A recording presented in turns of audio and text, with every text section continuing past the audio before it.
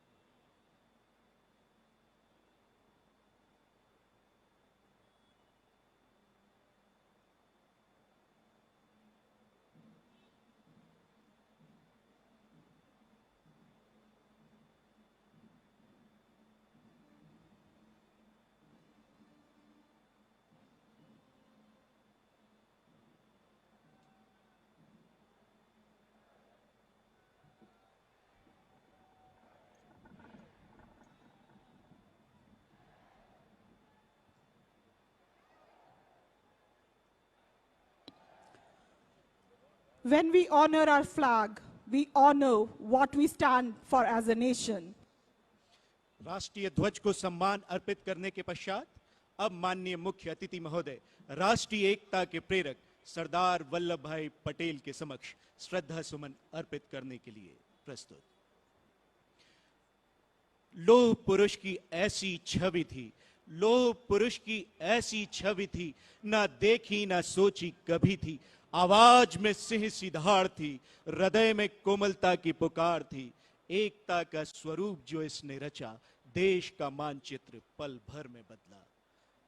राष्ट्रीय एकता के प्रतीक सरदार वल्लभ भाई पटेल को आज के हमारे माननीय मुख्य अतिथि महोदय श्री अमित शाह श्रद्धा सुमन अर्पित करते हुए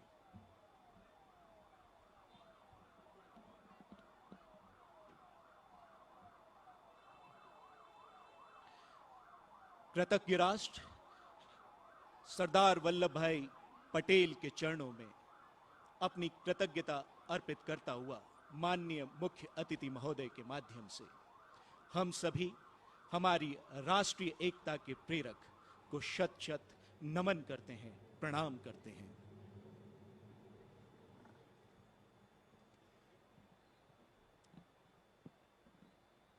और अब परेड कमांडर द्वारा माननीय मुख्य अतिथि महोदय को परेड की रिपोर्ट दी जाएगी।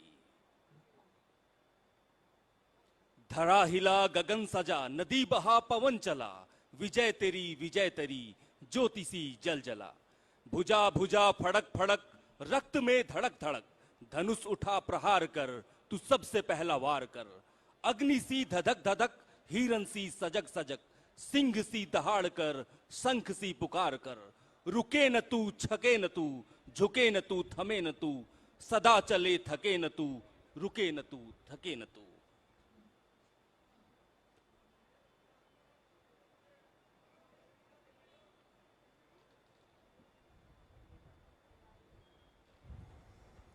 आज की परेड के परेड कमांडर श्री नीरज मीना, उप कमांडेंट केंद्रीय रिजर्व पुलिस बल ने माननीय मुख्य अतिथि महोदय को परेड की रिपोर्ट दी एवं उनसे परेड निरीक्षण का आग्रह किया। मुख्य अतिथि महोदय ने परेड कमांडर के आग्रह को सहर्ष स्वीकार किया और अब माननीय मुख्य अतिथि महोदय एवं परेड कमांडर निरीक्षण वाहन पर सवार। वाहन समय की गरिमा के अनुरूप मुख्य अतिथि महोदय को लेकर धीरे धीरे परेड की ओर आगे बढ़ता हुआ। हमारे आज के समारोह के मुख्य अतिथि श्री अमित शाह, केंद्रीय गृह एवं सहकारिता मंत्री, एक कुशल राजनीतिज्ञ हैं। राष्ट्र के प्रति उत्साह और गौरव की भावना के साथ अत्यंत ही समर्पित होकर आप जनता की सेवा में तत्पर रहते हैं। आपके कर्मठ व्यक्तित्व एवं निर्णय लेने की अद्भुत क्षमता अतुलनीय है। आप देश की एकता, अखंडता एवं चहुमुखी विकास के लिए अनुकूल वातावरण तैयार करने हेतु सदैव प्रयत्नशील रहते हैं। छात्र जीवन से ही आप समाज एवं व्यक्ति को केंद्र मानकर सेवा करते आ रहे हैं। बतौर गृह एवं सहकारिता मंत्री आपके द्वारा उठाए गए अनेकों कदम राष्ट्र निर्माण में विशेष स्थान रखते हैं। आपकी संगठनात्मक कार्य कुशलता एवं नेतृत्व क्षमता का परिणाम है कि आज 74वीं हैदराबाद मुक्ति संग्राम दिवस के अवसर पर भारी संख्या में मौजूद जनता आपके निर्णय की सराहना हेतु यहां उपस्थित है। The inspection vehicle is heading towards smartly dressed contingents, their heads held high in honor and respect for the chief guest. निरीक्षण वाहन आज की परेड टुकड़ियों के समक्ष पहुंचता हुआ धीरे धीरे अग्रसर समारोह की गरिमा के अनुरूप सजा सवरा। निरीक्षण वाहन आज की परेड की पहली टुकड़ी के समक्ष रैपिड एक्शन फोर्स में शामिल वीरांगनाओं की, जिसका नेतृत्व कर रही हैं श्रीमती स्वाति तांडले, सहायक कमांडेंट। परेड की दूसरी टुकड़ी है केंद्रीय औद्योगिक सुरक्षा बल की महिलाओं का, कमान कर रही हैं श्रीमती मोनिका सिहाग, सहायक कमांडेंट। आज की परेड की तीसरी टुकड़ी केंद्रीय रिजर्व पुलिस बल के रणबांकुरों की है, कमान कर रहे हैं श्री मोहम्मद फयाज, सहायक कमांडेंट। निरीक्षण वाहन अब चौथी टुकड़ी के नजदीक पहुंचता हुआ केंद्रीय रिजर्व पुलिस बल के रणबांकुरे इस टुकड़ी में शामिल हैं, कमान है शाहजहां पीके, सहायक कमांडेंट के पास। निरीक्षण वाहन अग्रसर आज की परेड की पांचवी टुकड़ी सीआरपीएफ के जाबाजों की, कमान कर रहे हैं श्री श्रीराम शर्मा, सहायक कमांडेंट। और परेड मैदान के मध्य में सीआरपीएफ का ब्रास बैंड और पाइप बैंड का दल इस पूरे वातावरण को कर्णप्रिय एवं मनमोहक बनाने का उत्तरदायित्व निभाता हुआ। छठी टुकड़ी सीआरपीएफ की वीरों की, कमान कर रहे हैं श्री सुधीर कुमार सिंह, सहायक कमांडेंट। सातवीं टुकड़ी है सीआरपीएफ के रणबांकुरों की, कमान कर रहे हैं श्री बाल किशन, सहायक कमांडेंट। निरीक्षण वाहन अग्रसर आज की परेड की आठवीं टुकड़ी के समक्ष सीआरपीएफ के आंतरिक सुरक्षा प्रहरियों की, कमान कर रहे हैं श्री शेखर कुमार सिंह, सहायक कमांडेंट। और नौवीं टुकड़ी है केंद्रीय औद्योगिक सुरक्षा बल के सुरक्षा प्रहरियों की, कमान कर रही हैं श्रीमती चेतना, सहायक कमांडेंट। आज की परेड की अंतिम टुकड़ी की ओर अग्रसर टुकड़ी है सीआईएसएफ की विशेष शाखा फायर विंग का अग्निदस्ता, कमान कर रहे हैं श्री विकास कुमार, सहायक commandant. India is a nation of heroes, and today we celebrate the spirit of Indianness that has inspired our leaders to change the course of the nation. Inspired by the selfless sacrifices of their companions and predecessors, these brave soldiers stand before you, ever ready to serve their motherland. गर्व से लहराता तिरंगा इस मैदान की भव्यता को और बढ़ा रहा है। माननीय मुख्य अतिथि महोदय की उपस्थिति ने इस परेड मैदान में एक भारत श्रेष्ठ भारत के संकल्प को जीवंतता प्रदान की है। सरदार पटेल के सिद्धांतों को आत्मसात करके माननीय मुख्य अतिथि महोदय ने जिस महायज्ञ का प्रण किया है, उसमें राष्ट्र का प्रत्येक नागरिक अपना सर्वोच्च योगदान देने हेतु तैयार है। हमें गर्व है, अभिमान है कि हम सब भारत हैं, हम सब में भारतीयता है। हमारा संकल्प है भारत जो जग में प्रसिद्ध हो, जिसमें हमारा। सभी टुकड़ियों के निरीक्षण के बाद निरीक्षण वाहन पुनः पहुंचता हुआ मंच के नजदीक। आज हमारे लिए अत्यंत ही गर्व का विषय है कि हैदराबाद मुक्ति संग्राम परेड के इस शुभ अवसर पर माननीय मुख्य अतिथि महोदय हमारे बीच उपस्थित हैं।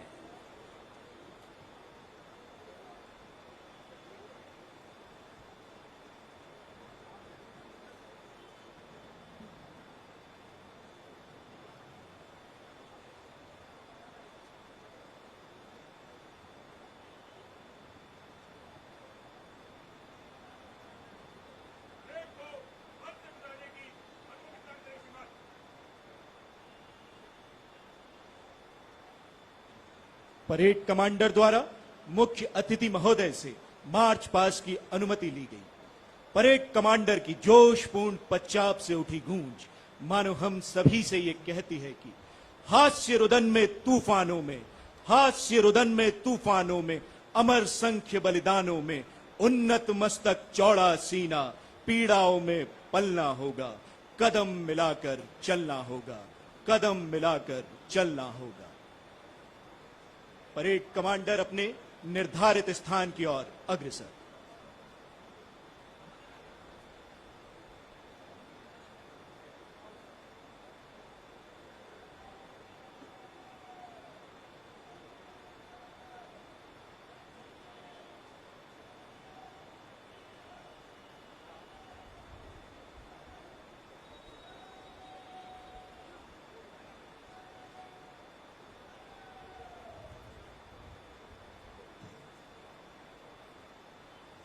परेड कमांडर एवं परेड द्वितीय कमान अधिकारी परेड के शीर्ष की ओर बढ़ते हुए, आपके निरंतर बढ़ते हुए कदम यहां उपस्थित हर रणवीर के मन में यही भाव पैदा कर रहे हैं कि दो आदेश फूक दूं श्रृंगी, दो आदेश फूक दूं श्रृंगी, उठे प्रभाती राग महान, तीनों काल ध्वनित हो स्वर में, जागे सुप्त भुवन के प्राण।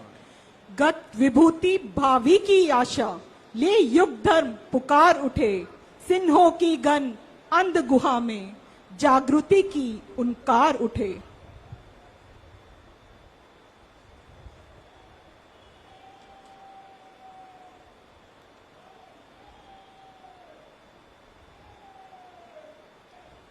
अश्वमेध की रणभेरी के साथ विजय का शंखनाद करते हुए ये जवान निकल पड़े हैं अपनी गौरव गाथा की महिमा के सौंदर्य से परेड स्थल को चमकाने हेतु। लय ताल चमकता भाल लिए ये जवान अपनी वर्दी का मान बढ़ाते हुए ये संदेश दे रहे हैं कि अमन के ये पहरेदार देश पर कभी आंच नहीं आने देंगे। ये वो रणबांकुरे हैं जो मातृभूमि की रक्षा के लिए अपने प्राणों को न्यौछावर करते हुए तनिक भी संकोच नहीं करेंगे। वीर तुम बढ़े चलो, धीर तुम बढ़े चलो, वीर तुम बढ़े चलो, धीर तुम बढ़े चलो, हाथ में ध्वजा रहे, बाल दल सजा रहे, ध्वज कभी झुके नहीं, दल कभी रुके नहीं, वीर तुम बढ़े चलो, धीर तुम बढ़े चलो। सामने पहाड़ हो, सिंह की दहाड़ हो, तुम निडर डरो नहीं, तुम निडर हटो डटो वहीं, वीर तुम बढ़े चलो, धीर तुम बढ़े चलो। राष्ट्र के प्रति संपूर्ण समर्पण, जीत का निश्चय, गर्व से उन्नत मस्तक, अपनी क्षमता, प्रशिक्षण और योग्यता पर पूर्ण विश्वास और बुलंद हौसले के साथ केंद्रीय रिजर्व पुलिस बल और केंद्रीय औद्योगिक सुरक्षा बल के कार्मिक मंच के नजदीक पहुंचते हुए सबसे आगे हैं परेड कमांडर श्री नीरज मीना। उनसे ठीक 3 कदम पीछे परेड द्वितीय कमान अधिकारी सुनील कुमार। सारे जहां से अच्छा की धुन पर डंके की चोट को अपनी कदमों तले दबाती परेड मंच के नजदीक पहुंचकर माननीय मुख्य अतिथि महोदय का सम्मान करना चाहती। हमारे ये वीर एक साथ मंच की ओर बढ़ते हुए जिनकी दहाड़ आसमान का सीना चीरकर हौसलों को परवान देती है।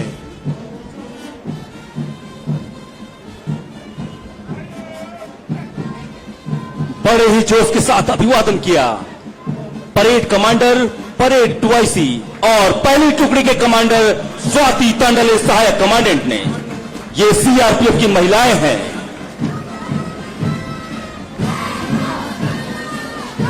Next comes the all-women contingent of CISF, commanded by Srimati Monica Sihag, Assistant Commandant.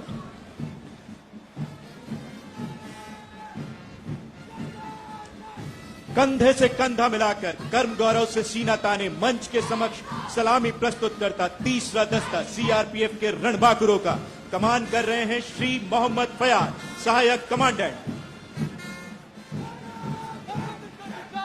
Next, contingent number 4 of CRPF is commanded by Shri Shahjahan PK, Assistant Commandant.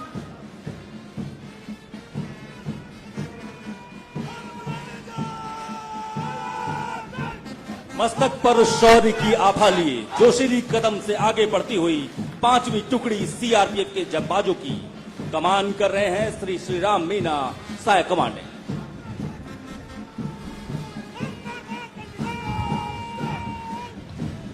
The CRPF contingent is commanded by Shri Sudhir Kumar Singh, Assistant Commandant.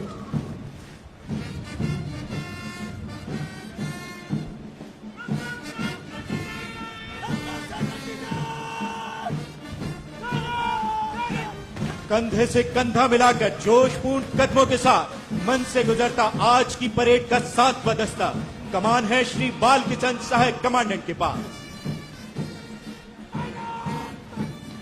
Next comes contingent number 8, commanded by Shri Shekhar Kumar Singh, Assistant Commandant.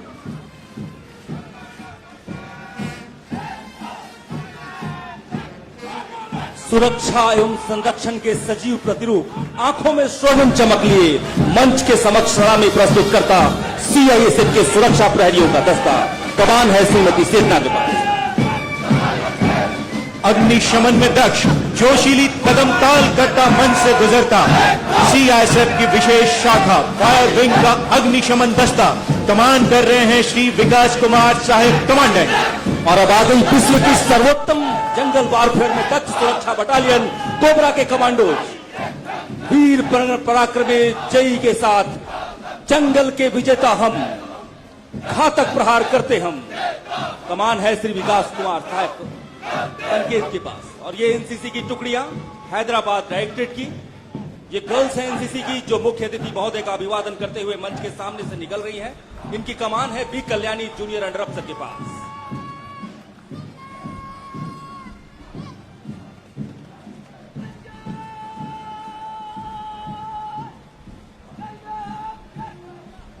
बड़े ही जोश के साथ cadet captain Ramesh ने अभिवादन किया NCC, army, air force और navy wing के साथ कुल 75 कैडेट मुख्य अतिथि महोदय का अभिवादन करते हुए मंच के सामने से।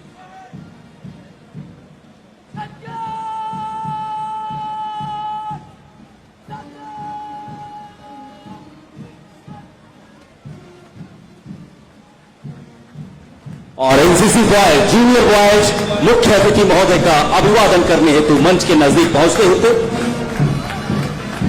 एक बार फिर पूरी परेड दुर्ग प्राचीर के सामने से गुजरती हुई इन्हें बढ़ते हुए देखकर ऐसा लगता है जैसे समुद्र में उठती और गिरती हुई लहरें, समय जैसे ठहर गया हो।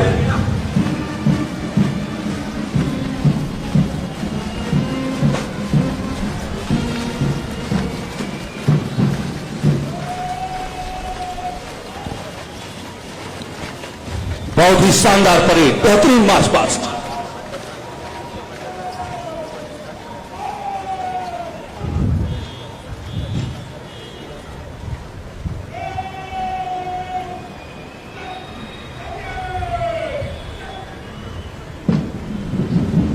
और इस बेहतरीन मार्च पास्ट के बाद स्वयं को सुव्यवस्थित करती हुई परेड द्वारा सच मत सच की कार्रवाई की जा रही है।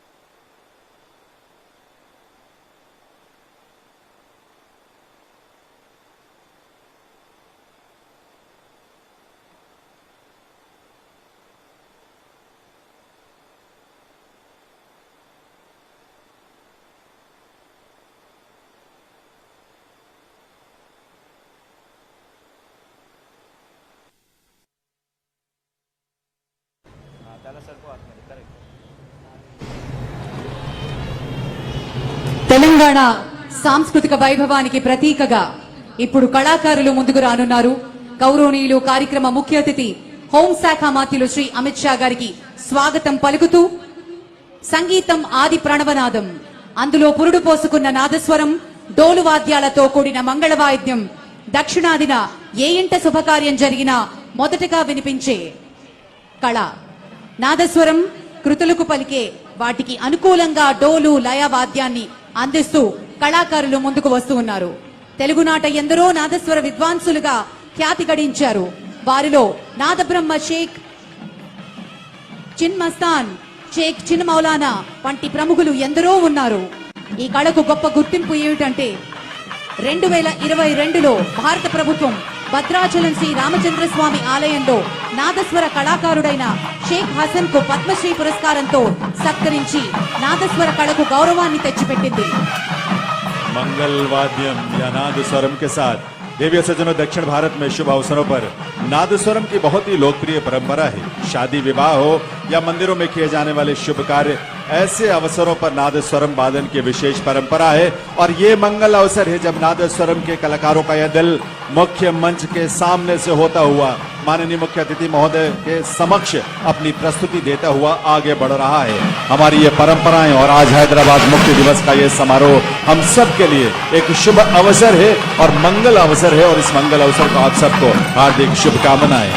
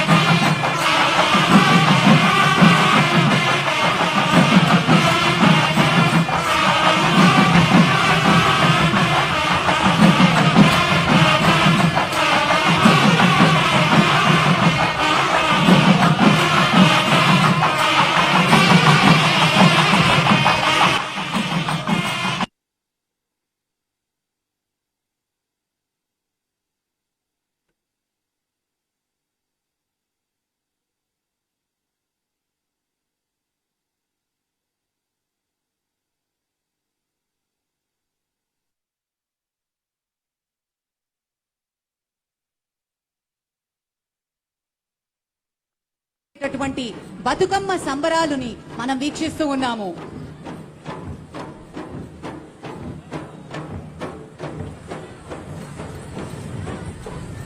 बतुकामा तेलंगाना, तेलंगाना की एक बहुत ही आकर्षक नृत्य परंपरा जिसे महिलाएं मिलकर करती हैं।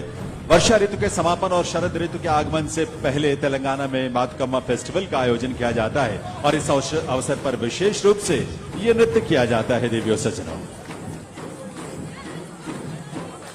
ఆ తర్వాత వస్తున్న కళాకారులు కొమ్మ కోయ నృత్యం. ఆదివాసుల ఆదిమ కాలానికి ఆధునిక యుగానికి వారధులుగా కనిపిస్తారు. అలాంటి గిరిజన తెగకు చెందిన కోయవారు చేసే కొమ్మ కోయ నృత్యం అడవి అందాలకు సాక్షిభూతంగా కనిపిస్తుంది. తల మీద అడవి దున్న కొమ్ములతో చేసినటువంటి కిరీటాన్ని, దానిపై నెమలిని ధరిస్తారు. మెడలో డోలు వేసుకుని వాయిస్తూ అడుగులు వేసుకుంటూ ముందుకు వస్తూ ఉన్న కళాకారులకు గట్టిగా చప్పట్లతోటి అభినందనలు తెలియజేసుకుందాం.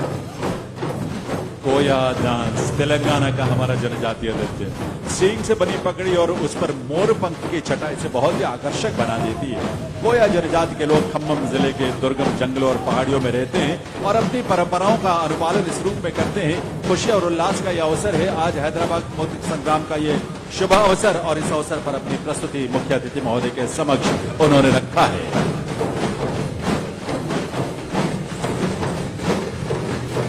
ఆ తరువాత వస్తూ ఉన్న కళాకారులు డప్పు నృత్యం, ప్రాచీన సంగీత వాద్యం. డప్పు వాద్యం గ్రామీణులకు, పట్టణ ప్రజలకు కూడా పరిచయం.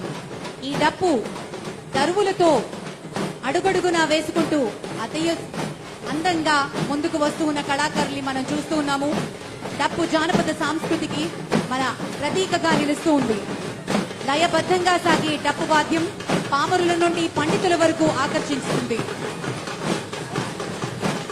डप्पू का ये रंग तेलंगाना में बहुत ही लोकप्रिय है। देवियों सज्जनों, केवल एक ताल वाद्य यानी डप्पू के साथ इसे प्रस्तुत किया जाता है। मंदिरों में भी ये नृत्य खास तौर पर प्रस्तुत किया जाता है और यही नृत्य करती हुई हमारी महिलाएं इस समय मुख्य मंच से आगे की तरफ निकलती हुई। और एक रंग और है जो अब आपके सामने है। ఆ తర్వాత వస్తూ ఉన్న కళాకారులు బోనాలు. పోతరాజు తెలంగాణ అంటేనే బోనాలు. బోనం అంటే భోజనం. ప్రజలందరినీ చల్లగా చూడాలని అమ్మవారిని బోనం సమర్పించడం ఆనవాయితీ. ఆషాఢ మాసంలో నెల రోజుల పాటు హైదరాబాద్ లో బోనాల పండుగని ఘనంగా నిర్వహిస్తారు. పచ్చికొండను పసుపు కుంకుమలతో అలంకరిస్తూ ఆదిశక్తి అయిన అమ్మవారికి స్త్రీలు భక్తి శ్రద్ధలతో బోనాన్ని సమర్పిస్తారు. 1677లో ఛత్రపతి శివాజీతో పాతనగరంలో అక్కన్న మాదన్న ఆలయంలో అమ్మవారిని సందర్శించిన గొప్ప చరిత్రను గుర్తు చేసుకోవాలి. तेलंगाना की ये परंपरा बोनालू और पोतुराजा 45 पुरुष और 30 महिलाओं का ये दल 75 कलाकार इसमें शामिल हैं। बोनालू तेलंगाना का एक ऐसा पर्व है जिसमें देवी महाकाली की पूजा की जाती है। सामान्यतः इसका आयोजन आषाढ़ मास में यानी जुलाई या अगस्त के महीने में होता है। पोतुराज को भगवान विष्णु का अवतार माना जाता है और इसी रूप में उनकी पूजा की जाती है।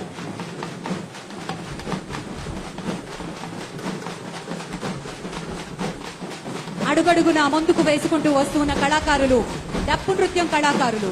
తొలుత పురుష ప్రాధాన్యంగా ప్రదర్శించే ఈ కళ మహిళలు కూడా గొప్పగా రాణిస్తూ ఉన్నారు.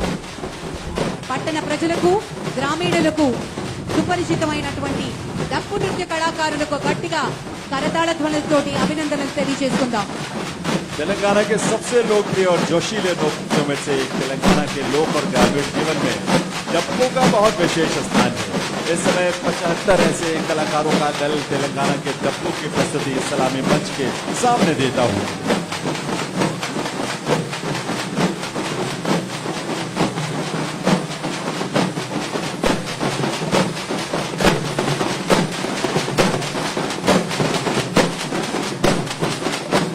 లంబాడి కళాకారులకి స్వాగతం పలుకుతూ ఉన్నాము. It's a tribal dance of Telangana performed by the women.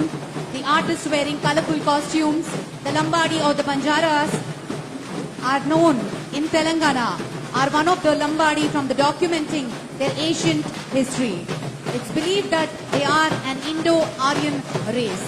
A scholar ever suggests that they are the descendants of two brothers who intended Sri Krishna's cow. Banjaras, Lambada కళాకారులకు గట్టిగా చప్పట్లతోటి అభినందనలు. लंबाड़ी की ये प्रस्तुति लंबाड़ी समुदाय या जिन्हें बंजारा भी कहा जाता है तेलंगाना के बहुत ही प्रसिद्ध जनजातीय नृत्यों में से एक है जो महिलाओं द्वारा किया जाता है। नृत्य करने वाली महिलाएं रंग बिरंगे बहुत ही सुंदर आकर्षक परिधानों में सजी धजी इस नृत्य को बड़े उल्लास के साथ करती हैं। तेलंगाना का लंबाड़ी 75 महिलाओं की ये प्रस्तुति। తర్వాతి వస్తున్న అద్భుతమైన కళాకారులు మర్ఫా హైదరాబాద్ కళారూపం. 18వ శతాబ్దంలో అరేబియన్ సంస్కృతి నుండి హైదరాబాద్ ప్రాంతానికి వచ్చి చేరింది. గుండ్రటి డఫ్ ను మర్ఫాగా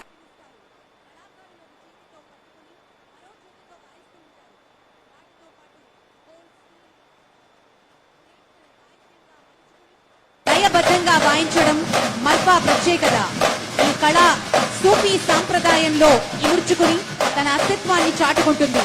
మర్ఫా కళాప్రియులకు వివాహాలు ఊరేగింపుల్లో ప్రధానంగా మన కింగ్కోటి బార్కాస్ కి చెందినటువంటి ఈ కళారూపానికి గట్టిగా చప్పట్లతోటి అభినందనలు తెలియజేద్దాం. तेलंगाना का मारफा बैंड 75 कलाकारों का ये दल जिसे हदेरम मारफा भी कहते हैं। इसके संगीत का स्रोत मूलतः यमन का हदरामी क्षेत्र है। ये रंग है हमारे हैदराबाद का विशेष।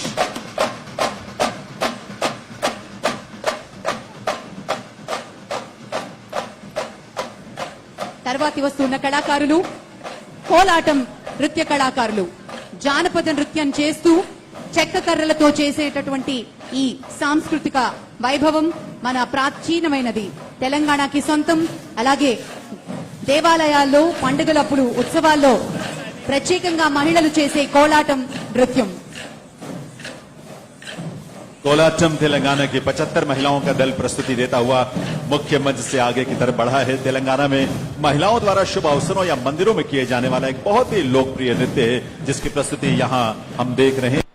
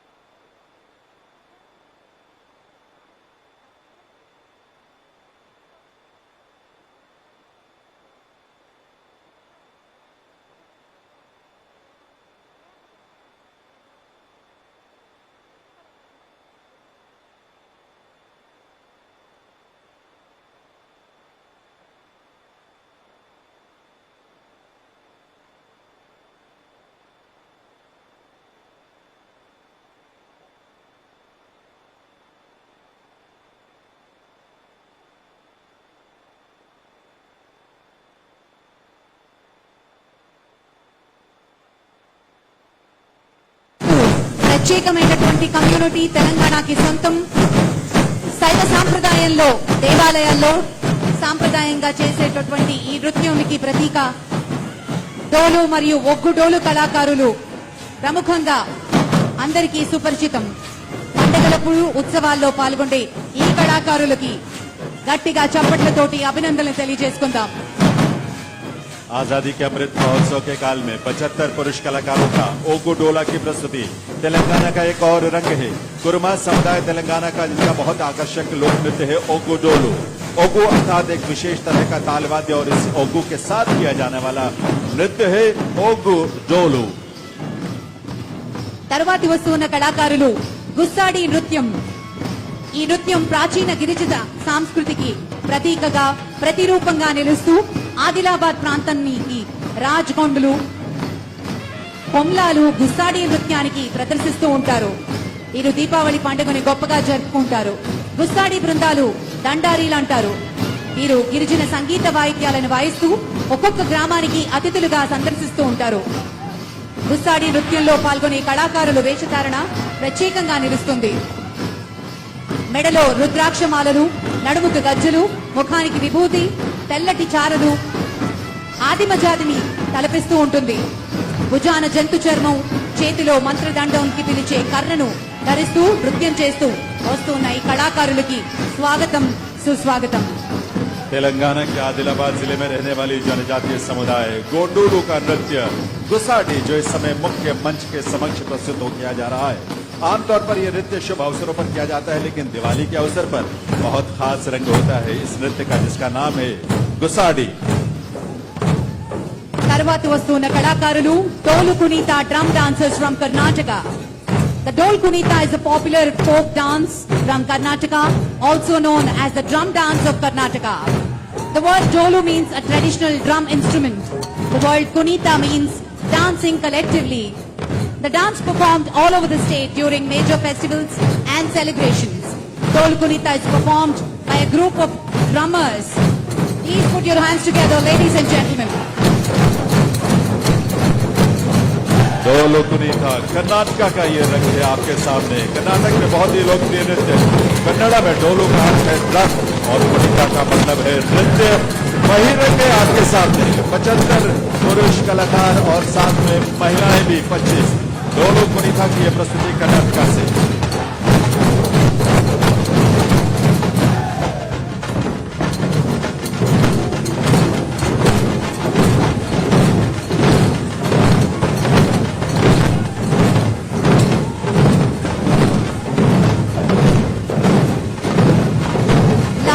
Not the least, ladies and gentlemen, Dol Patak drum dance from Maharashtra. Dol Patak plays Indian traditional drums and traditional instruments used by the Marathas. Dol Tasha Pataks are invited to perform on joyous occasions like Shobha Yatra, Gudi Padwa, weddings, traditional welcome to all the guests. Please put your hands together, ladies and gentlemen. Dol Patak drum dance. All the way from Maharashtra.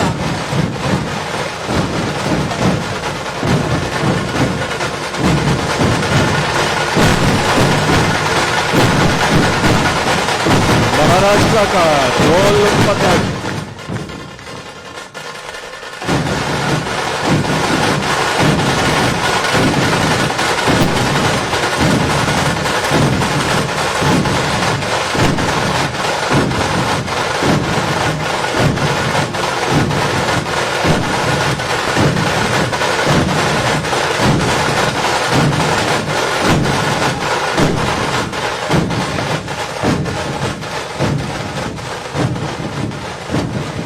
Ladies and gentlemen, that was the Dol Patak drum dance all the way from Maharashtra.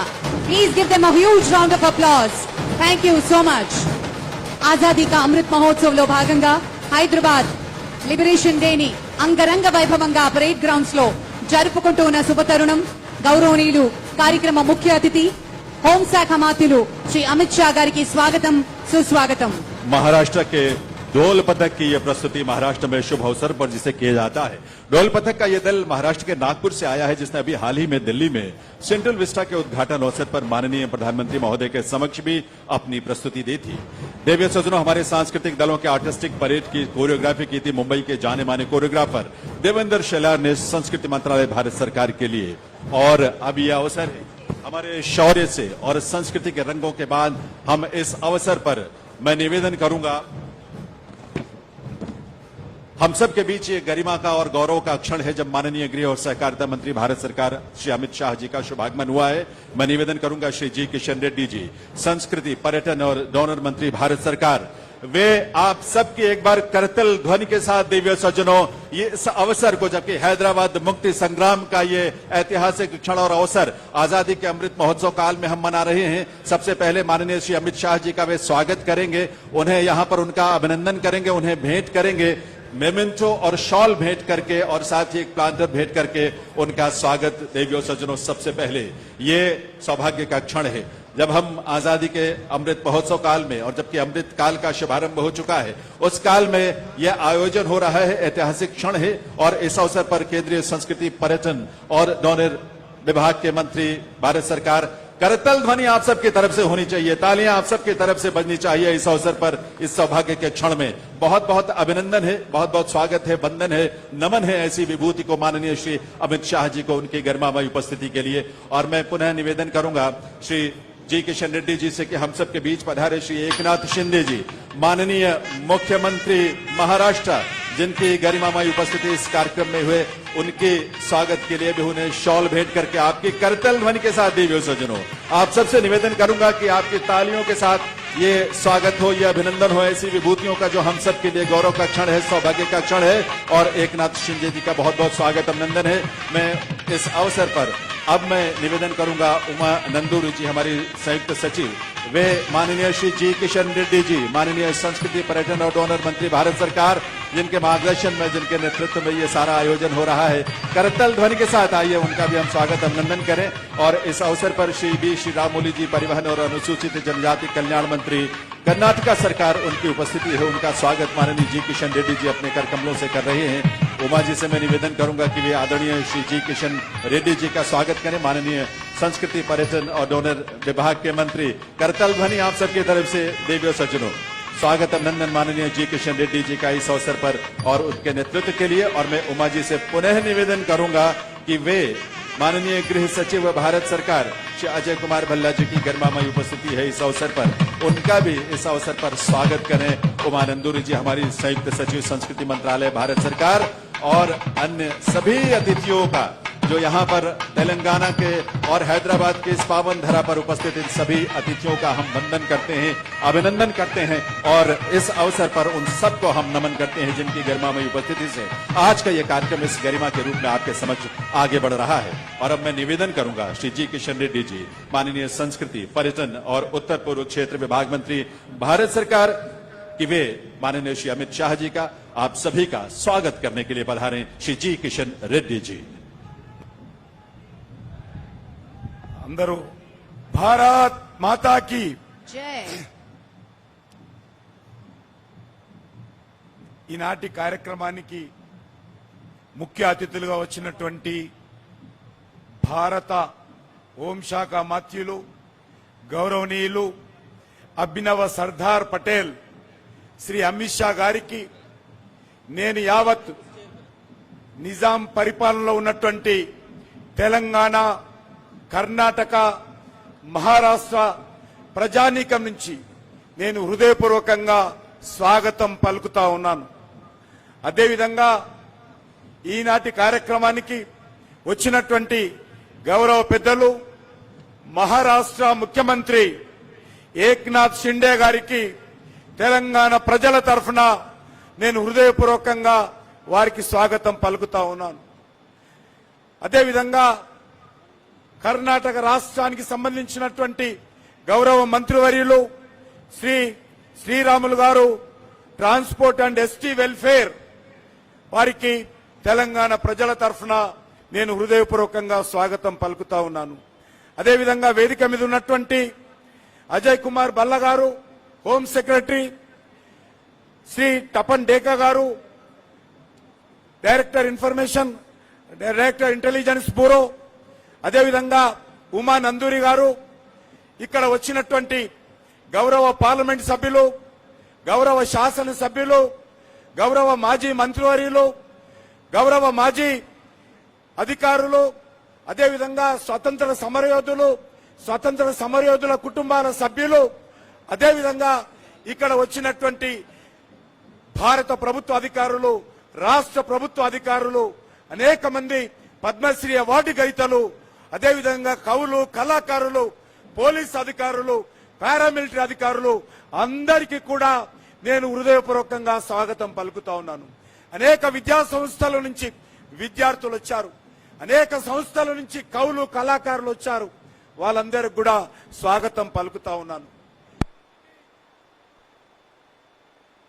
75 సంవత్సరాలుగా ఎదురు చూసినటువంటి రోజు మా యొక్క హైదరాబాద్ సంస్థానంలో ఏ నిజాం పరిపాలన అయితే అనేక రకాలుగా హత్యాకాండకు, దమనకాండకు, నియంత్రిత పరిపాలనకు బలైపోయినటువంటి ప్రజలున్నారో, ఎవరైతే నిజాం పరిపాలనకు వ్యతిరేకంగా పోరాటం కొనసాగించి అమరవీరులయ్యారో, ఎవరైతే స్వతంత్ర సమరయోధులు పోరాటం చేశారో వాళ్ళందరికీ ఆత్మలు శాంతి చేకూరాలి. ఎవరైతే స్వర్గస్థులయ్యారో, అదేవిధంగా తెలంగాణ ప్రజలు 4 కోట్ల మంది ప్రజలు 1000 కళ్ళతో ఎదురు చూశారు.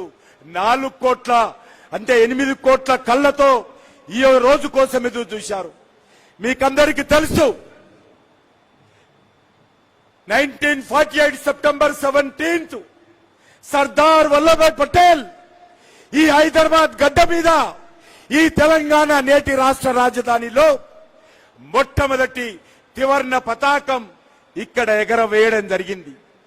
సరిగ్గా 74 సంవత్సరాల తర్వాత ప్రభుత్వ పరంగా ఈనాటి హోంమంత్రి, ఆనాటి హోంమంత్రి సర్దార్ వల్లభాయ్ పటేల్ 1948 సెప్టెంబర్ 17న 3 రంగుల జెండా ఎగరేస్తే, 75 సంవత్సరాల తర్వాత ఈనాటి హోంమంత్రి అమిత్ షా గారు ఈ గడ్డ మీద ఈ సెప్టెంబర్ 17 3 రంగుల జెండా ఎగరేసినటువంటి అభినవ సర్దార్ పటేల్ అమిత్ షా గారు, నేను ఈ ప్రజానీకం తరఫున భారత ప్రధానమంత్రి నరేంద్ర మోడీ గారికి నేను హృదయపూర్వకమైనటువంటి ధన్యవాదాలు తెలియజేసుకుంటున్నాను. వారి అనుమతితో భారత ప్రభుత్వము ఈ కార్యక్రమాన్ని అత్యంత వైభవంగా, ఎవరైతే అమరవీరులయ్యారో వాళ్ళకు నివాళులు అర్పిస్తూ, వాళ్ళకు శ్రద్ధాంజలి అర్పిస్తూ, ఎవరైతే స్వతంత్ర సమరయోధులు ఉన్నారో వాళ్ళకి స్వాగతం పలుకుతూ, వాళ్ళకు ధన్యవాదాలు తెలియజేస్తూ, ఎవరైతే తెలంగాణ ప్రజలు ఉన్నారో వాళ్ళందరికీ ఈ రోజు పండుగ రోజు. अमित शाह जी, आपसे निवेदन करना चाहता हूं, 1948 सितंबर 17 को जबकि गृह मंत्री सरदार वल्लभ भाई पटेल जी ने इस हैदराबाद की धरती पर निजाम को झुकाकर, निजाम को हराकर तिरंगा झंडा 1948 सितंबर 17 को लहराया था। आज 75 इयर्स के बाद आज का गृह मंत्री आपने इस धरती पर तिरंगा लहराया 17 सितंबर को। मैं तेलंगाना का जनता के ओर से, महाराष्ट्र के और कर्नाटक के निजाम के राज में जो जिला थे उनका जनता के ओर से आदरणीय प्रधानमंत्री को, आदरणीय गृह मंत्री को, केंद्र सरकार को, आज हमारा एक तेलंगाना जनता का बहुत खुशी की बात है। आज अलग अलग लोग इस कार्यक्रम के लिए बहुत साल से हम वेट किया है, చాలా సంవత్సరాల నుంచి ఎదురు చూశాము. లగ్భగ్ 25 సంవత్సరాల నుంచి మేము దీనికోసం పోరాటం చేశాము, జైళ్ళకి వెళ్ళాము. అనేక రకాలుగా మేము ఈ పోరాటంలో ఎవరైతే స్వతంత్ర సమరయోధులు ఆ రోజు పోరాటం చేశారు వాళ్ళ ఆశలు సఫలీకృతం కావాలని ఈ సెప్టెంబర్ 17 అధికార పూర్వకంగా ఈ హైదరాబాద్ విమోచన ఉత్సవాలు నిర్వహించాలని అనేక రాక త్యాగాలు చేశాము. మీకు అందరికీ తెలుసు, స్వర్గీయ పెద్దలు అనేక మంది ఈ కార్యక్రమం కోసం ఎన్నో రకాలుగా మీకు అందరికీ తెలుసు. సర్దార్ వల్లభాయ్ పటేల్ ఆ రోజు పోలీస్ యాక్షన్ ఈ తెలంగాణ గడ్డ మీద మిలిటరీని పంపించి నిజాం సైన్యంతో రజాకర్లతో ఆ రోజు పోరాటం చేసి ఈ గడ్డ మీద మరి త్రివర్ణ పతాకం ఎగరవేయకపోతే నిజాం ఏమన్నాడు, ఆ రోజు రజాకర్లు ఏమన్నారు, ఈ హైదరాబాద్ స్వతంత్రంగా ఉంటుంది, అవసరమైతే పాకిస్తాన్తో కలుస్తాం తప్ప మేము భారతదేశంలో కలవమని చెప్పి భారతదేశం మీదనే యుద్ధం ప్రకటించాడు. అనేక వందల గ్రామాలలో, అది బైరాన్ పల్లి కావచ్చు, పరకాల కావచ్చు, అనేక గ్రామాలలో ప్రజలు అనేక రకాల పోరాటాలు చేశారు. అనేక రకాలుగా నిజాం యొక్క రజాకారుల యొక్క ప్రైవేట్ సైన్యం ఏదైతే ఉండేదో దాని దౌర్జన్యాలతో అత్యాచారాలతో అనేక రకాలుగా అన్యాయానికి గురయ్యారు, స్వర్గస్థులయ్యారు, బలిదానమయ్యారు. ఆ సమయంలో మనకందరికి తెలుసు, స్వామి రామానంద తీర్థ కావచ్చు, పివి నరసింహారావు గారు కావచ్చు, లేక నారాయణరావు పవార్ కావచ్చు, వందే మాతం రామచంద్రరావు కావచ్చు, చాకలి ఐలమ్మ కావచ్చు, హనుమంత్ గారు కావచ్చు, కొమరం భీము కావచ్చు, ఏ రకంగా నిజాంకు వ్యతిరేకంగా ఈ ప్రాంతంలో స్వతంత్ర కోసం పోరాటం చేసినటువంటి అనేక మంది మహానుభావులు, వాళ్ళందరూ కూడా నేను ఈరోజు భారత ప్రభుత్వం తరఫున సెల్యూట్ చేస్తా ఉన్నాను. 75 సంవత్సరాల తర్వాత మీరు చేసినటువంటి పోరాటానికి ఈరోజు ఒక సహకారం దొరికింది. మీ ఆత్మలకు శాంతి చేకూరే విధంగా నరేంద్ర మోడీ గారి ప్రభుత్వము ఈ నిర్ణయం తీసుకున్నారు. ఈరోజు చాలా మంది అంటున్నారు ఇన్ని రోజులు ఎందుకు చేయలేదని.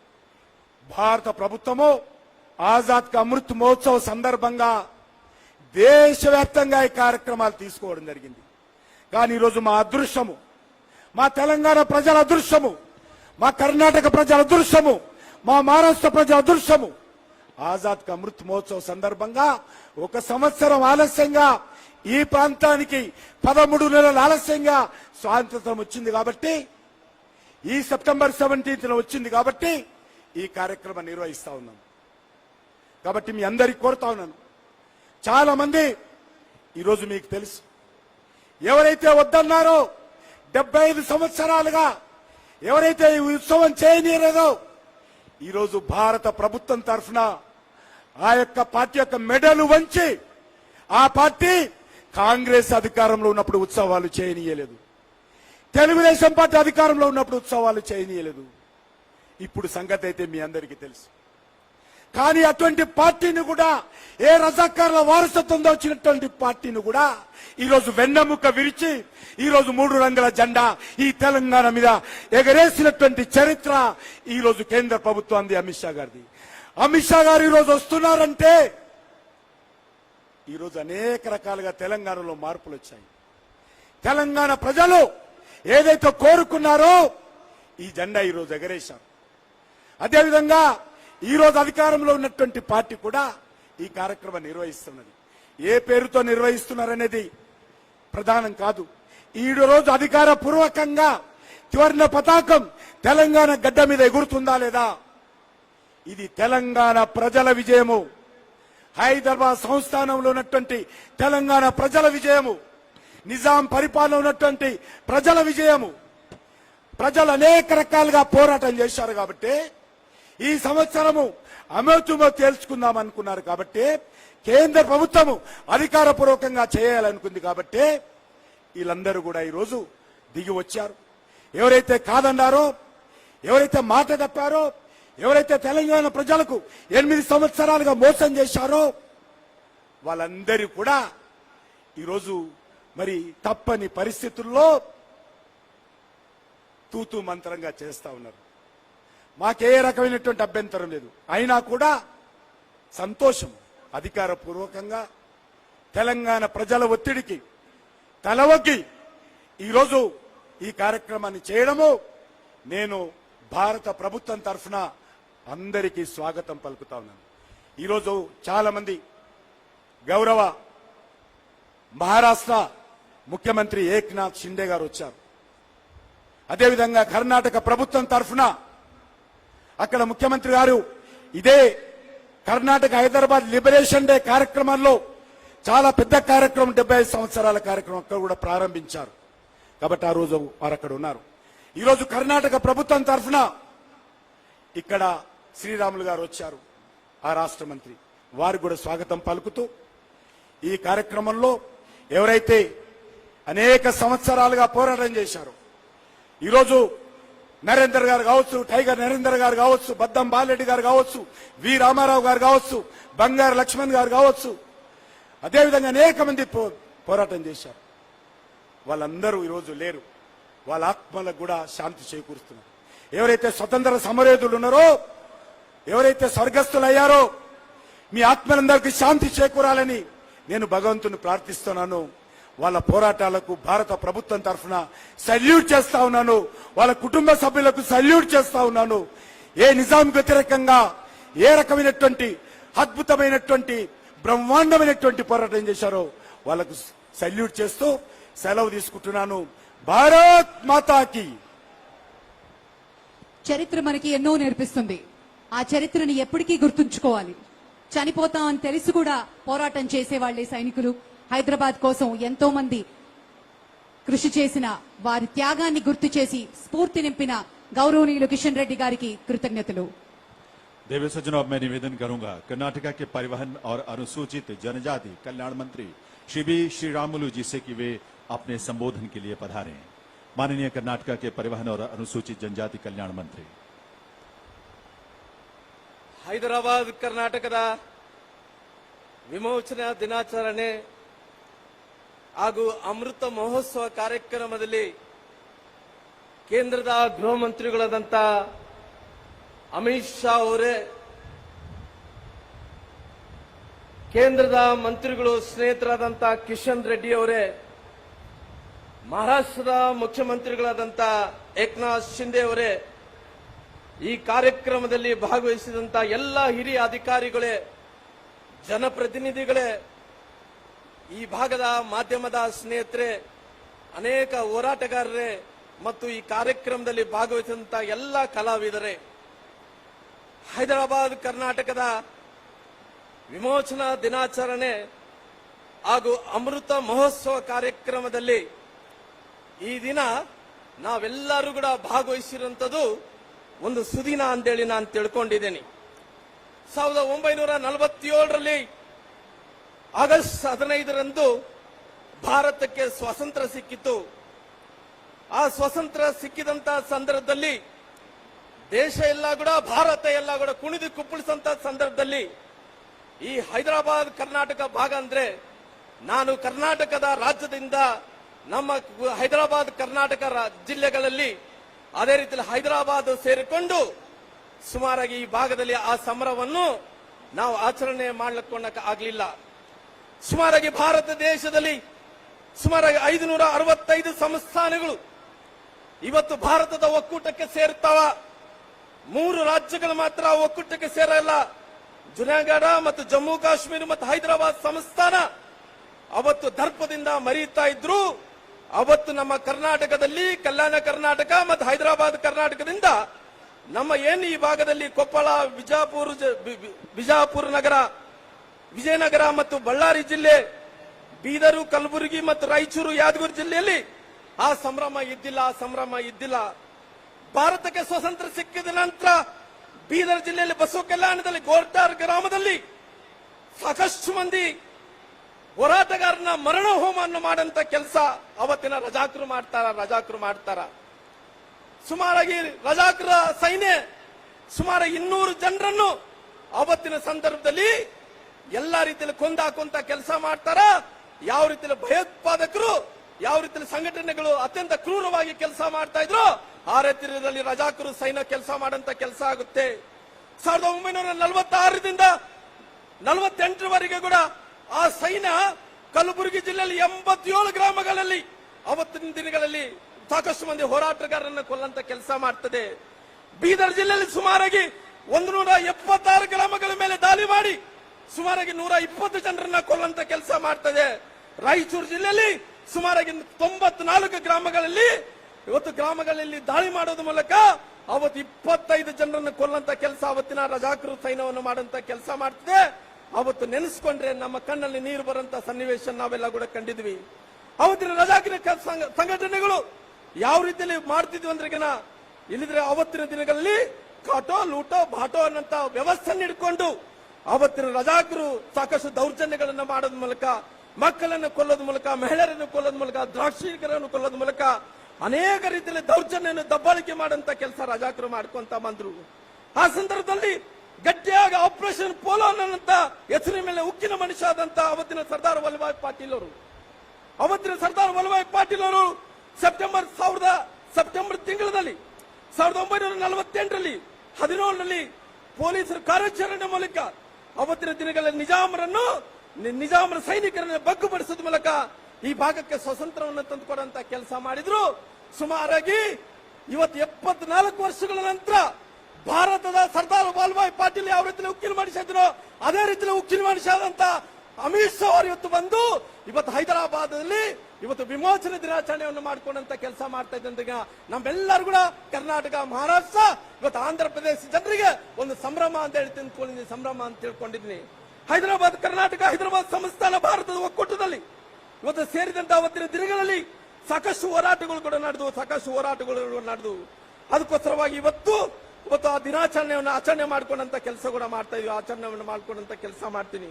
ಅಂದಿನ ಸಂದರ್ಭದಲ್ಲಿ ಕಲ್ಯಾಣ ಕರ್ನಾಟಕ ಒಳಗೊಂಡಿರುವಂತಹ ಹೈದರಾಬಾದ್ ವಿಮೋಚನಾ ದಿನಾಚರಣೆ ಸಂದರ್ಭದಲ್ಲಿ ಅನೇಕ ಮಹನೀಯರನ್ನು ಸ್ಮರಣೆ ಮಾಡೋದ್ರ ಮೂಲಕ, ಅನೇಕರ ಹಿರಿಯರ ಗೌರವವನ್ನು ಕೊಡೋದ್ರ ಮೂಲಕ, ಅನೇಕರ ಹಿರಿಯರ ಸಾಹಿತ್ಯಗಳನ್ನು ಸನ್ಮಾನವನ್ನು ಮಾಡೋದ್ರ ಮೂಲಕ ಮುಂದಿನ ಪೀಳಿಗೆ ಜನರಿಗೆ ಅವ್ರಿಗೆ ಗೌರವ ಸನ್ಮಾನ ಜೊತೆಲಿ ನೆನಪು ಮಾಡಿಕೊಂಡಂತ ಕಾರ್ಯಕ್ರಮ ಇದಾಗಿದೆ.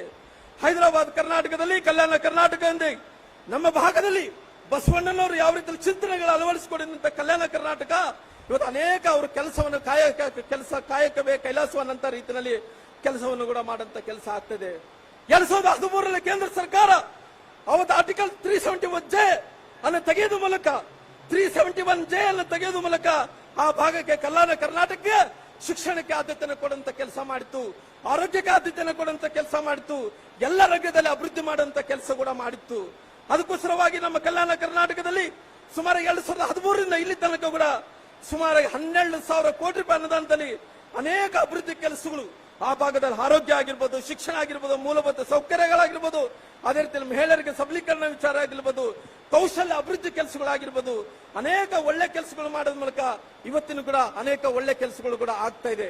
ನಮ್ಮ ನಿಕಟಪೂರ್ವ ಮುಖ್ಯಮಂತ್ರಿಗಳಂತ ಯಡಿಯೂರಪ್ಪನವರು ಅವತ್ತು ಏನು ಹೈದರಾಬಾದ್ ಕರ್ನಾಟಕವನ್ನು ಹೊಸದಾಗಿ ಕಲ್ಯಾಣ ಕರ್ನಾಟಕವನ್ನು ನಾಮಕರಣವನ್ನು ಮಾಡೋದ್ರ ಮೂಲಕ ಒಂದು ಪ್ರಾಧಿಕಾರವನ್ನು ಮಂಡಳಿಯನ್ನು ಕೂಡ ಸ್ಥಾಪನೆ ಮಾಡಂತ ಕೆಲಸ ಮಾಡಿದ್ರು. ನಮ್ಮ ಮುಖ್ಯಮಂತ್ರಿಗಳಾದ ಬಸವರಾಜ ಬೊಮ್ಮಾಯಿಯವರು ಸುಮಾರಾಗಿ ಹೈದರಾಬಾದ್ ಕರ್ನಾಟಕ, ಕಲ್ಯಾಣ ಕರ್ನಾಟಕಕ್ಕೆ ಯಾವೊಂದು ಸರ್ಕಾರಗಳು ಬಂದ್ರೆ, ಯಾವೊಬ್ಬ ಮುಖ್ಯಮಂತ್ರಿಗಳು ಬಂದ್ರೆ ಕೇವಲ 15,000 ಕೋಟಿ ಮಾತ್ರ ಕೊಡ್ತಾ ಇದ್ರು. ನಮ್ಮ ಮುಖ್ಯಮಂತ್ರಿಗಳು ಸುಮಾರಿಗೆ 3,000 ಕೋಟಿ ರೂಪಾಯಿ ಅನುದಾನವನ್ನು ಕೊಡುವಂತ ಕೆಲಸ ಕೂಡ ಮಾಡಿದಾರ. ಅದಕ್ಕೋಸ್ಕರ ರಾಯಚೂರು, ಬಳ್ಳಾರಿ, ಅದೇ ರೀತಿಯಲ್ಲಿ ಕೊಪ್ಪಳ ಈ ಭಾಗದಲ್ಲಿ ಎಲ್ಲ ಕೂಡ ಸಮಗ್ರವಾಗಿ ಅಭಿವೃದ್ಧಿಯನ್ನು ಮಾಡುವಂತ ಕೆಲಸ ಮಾಡ್ತಾ ಇದಾರ.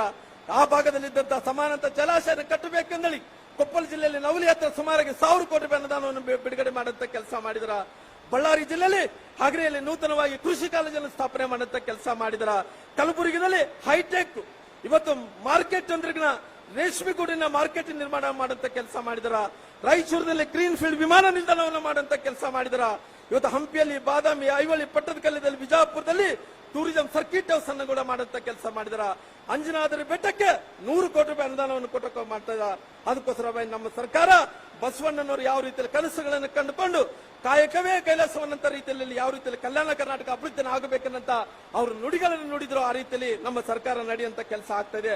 ಅದಕ್ಕೋಸ್ಕರ ಇವತ್ತು ಸುಮಾರಾಗಿ 75 ವರ್ಷಗಳ ಅಮೃತ ಮಹೋತ್ಸವ ಕಾರ್ಯಕ್ರಮದಲ್ಲಿ, ಸ್ವಾತಂತ್ರ್ಯ ದಿನಾಚರಣೆ ಕಾರ್ಯಕ್ರಮದಲ್ಲಿ ಇವತ್ತಿಂತ ರೀತಿಯಲ್ಲಿ ವಿಮೋಚನಾ ದಿನಾಚರಣೆ ಏನ್ ನಡೀತಾ ಇದೆನೋ, ನಾವು ಇವತ್ತು 74 ವರ್ಷಗಳ ನಂತರ ಇವತ್ತು ಅಮಿತ್ ಶಾ ಅವರ ಜೊತೆ ಇಂಥ ಕಾರ್ಯಕ್ರಮದಲ್ಲಿ ಭಾಗವಹಿಸಿರೋದು ನನ್ನ ಸುದೀನ ಪುಣ್ಯ ಅಂತ ತಿಳ್ಕೊಂಡು ನನಗೆ ಮಾತಾಡ್ಲಿಕ್ಕೆ ಅವಕಾಶ ಮಾಡಿಕೊಟ್ಟಿದ್ದಂತ ಎಲ್ಲ ಹಿರಿಯರಿಗೆ, ಈ ಭಾಗದ ನಾಯಕರಿಗೆ ಒಂದು ಸುತ್ತ ನನ್ನ ಮಾತುಗಳು ಮುಕ್ತಾಯ ಮಾಡ್ತಾ ಇದ್ದೀನಿ. ಜೈ ಹಿಂದ್, ಜೈ ಕರ್ನಾಟಕ.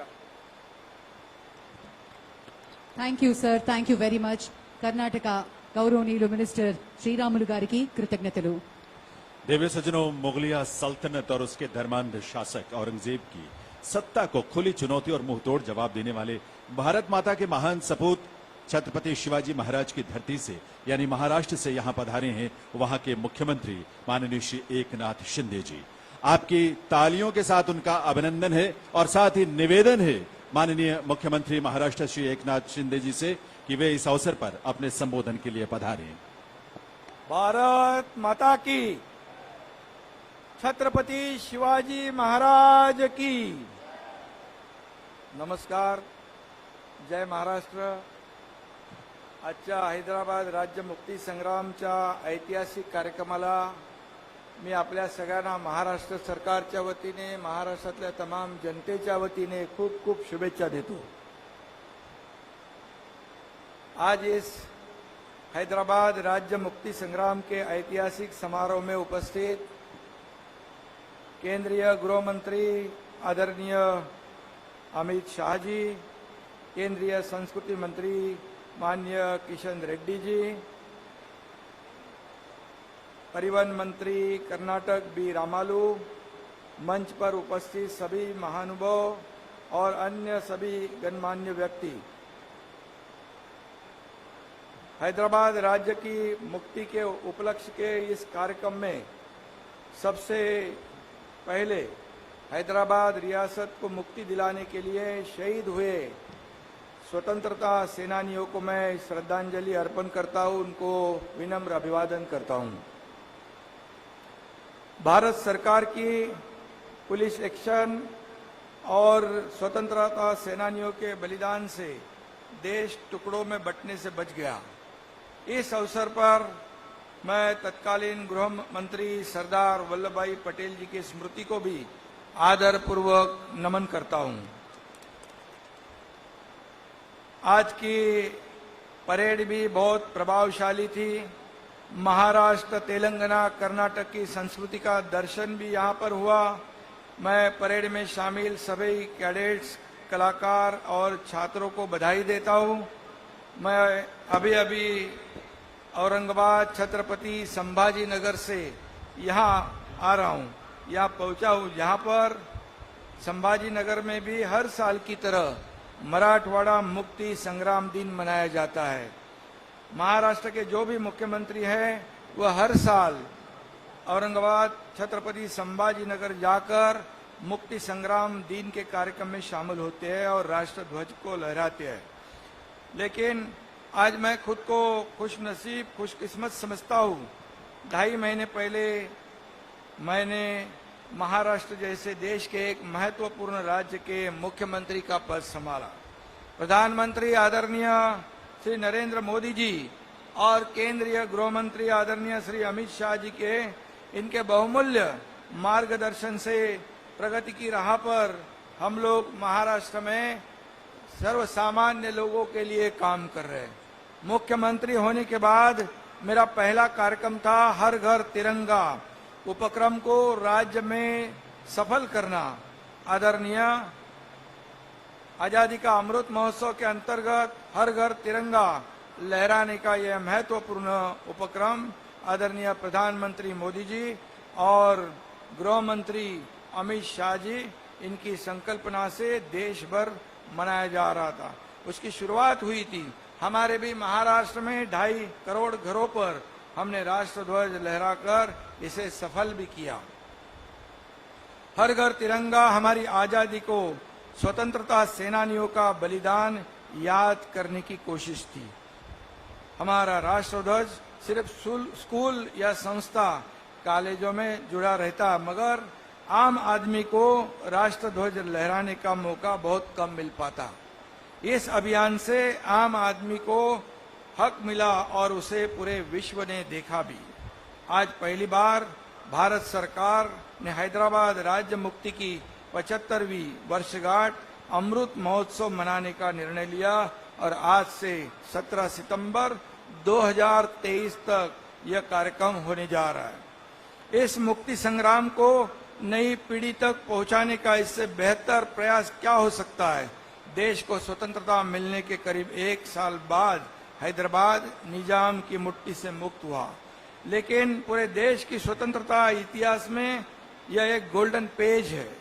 हैदराबाद मुक्ति दिन तेलंगाना, महाराष्ट्र और कर्नाटक के लोगों को निजाम जैसे क्रूर शासक से मुक्त होने का दिन है।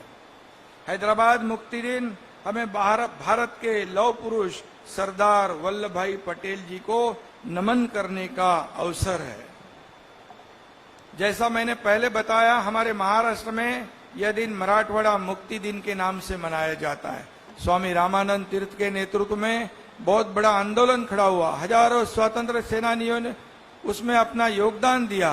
1938 में निजाम शासक के खिलाफ जन आक्रोश बढ़ने लगा और आखिर 1948 में उस वक्त गृह मंत्री तथा लौह पुरुष वल्लभ भाई पटेल जी निजाम के खिलाफ पुलिस एक्शन और भारत देश को एक संग रखने की कोशिश को सफलता उन्होंने दी। हमारे आज के गृह मंत्री अमित शाह जी ने भी प्रधानमंत्री आदरणीय नरेंद्र मोदी जी के नेतृत्व में कश्मीर से 370 धारा हटाने की हिम्मत दिखाई। आज उनका भी मैं अभिनंदन करता हूं और आज उनके ही मार्गदर्शन से हैदराबाद राज्य मुक्ति की 75वीं अमृत वर्षगांठ मनाई जा रही है। बहुत बड़ा अमृत योग है। इन्हीं शब्दों के साथ मैं फिर एक बार इस अद्भुत और यादगार आयोजन के लिए सभी महाराष्ट्र वासियों की तरफ से धन्यवाद देता हूं। जय हिंद, जय महाराष्ट्र। శ్రీ ఏక్నాథ్ షిండే గారి ప్రసంగం అద్వితీయం, అమోఘం, అందరినీ స్ఫూర్తిదాయకం. Thank you very much sir. On that note, ఒక వ్యక్తి యొక్క సంకల్పం ఎంత అమోఘమైనది అంటే ఈ రోజు మన హైదరాబాద్ విమోచన దినోత్సవాన్ని ఇంత ఘనంగా చేసుకోవడానికి కర్త కర్మ క్రియగా నిలిచినటువంటి గౌరవనీయులు హోంశాఖ మాత్యులు government of India Shri Amit Shah గారి ప్రసంగం.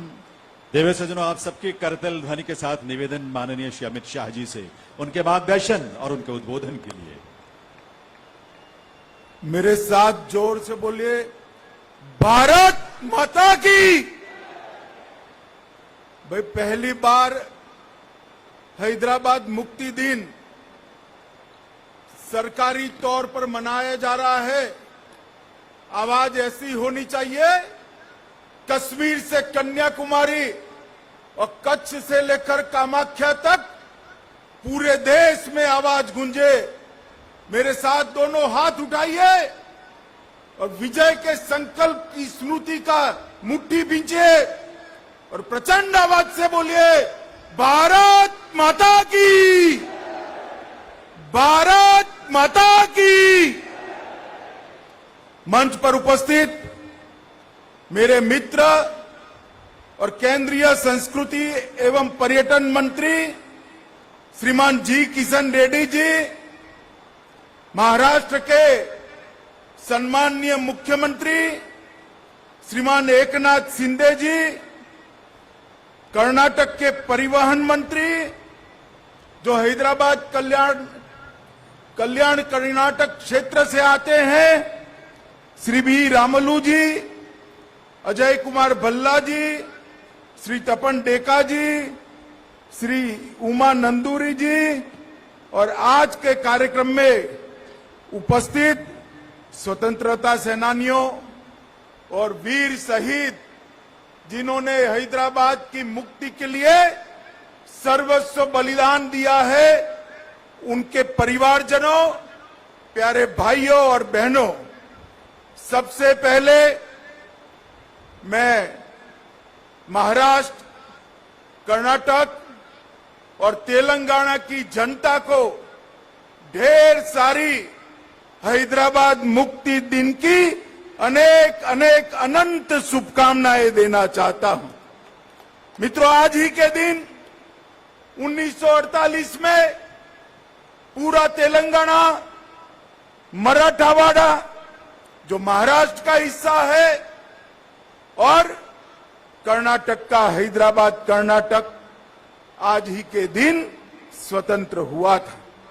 मैं सबसे पहले ये मुक्त हवा में जो आज भारत का ये ऐतिहासिक और बड़ा हिस्सा सांस ले रहा है, इसके लिए हमारे लौह पुरुष सरदार पटेल को अनेक अनेक प्रणाम कर कर श्रद्धांजलि देना चाहता हूं।